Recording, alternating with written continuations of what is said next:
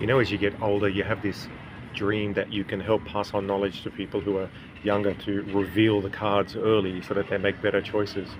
But it sounds like that's sometimes solving a problem, but in fact, it's just a cost relocation. And what happens is that the person might learn earlier, but then they carry an additional burden, and that's the hidden price. So if you generalize that, it's like saying that you solve problem A, but in solving A, you actually incur cost B.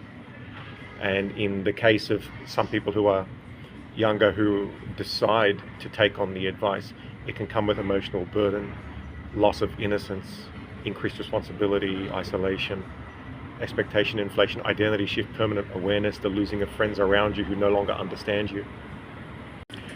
The problem is that the initial problem is explicit, and so it demands action. You're like, we have to solve this problem. But by reallocating it to a cost in B, it looks like it's a solution because the cost itself is invisible and abstract, and so it doesn't factor into the decision. Just like in the past when we created CFCs, and but we got refrigeration, but we didn't know that we had CFCs that were destroying the ozone. Unfortunately, cost B only becomes apparent after you've made the choice. That's why you can hear sometimes some people who might have gained wisdom before their years might also feel resentment that they lost developmental innocence.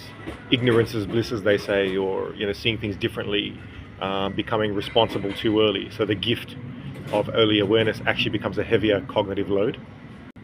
I guess you could say in this case that sometimes that growth is irreversible, and irreversibility is the price you pay for the growth. Sort of pick your hard.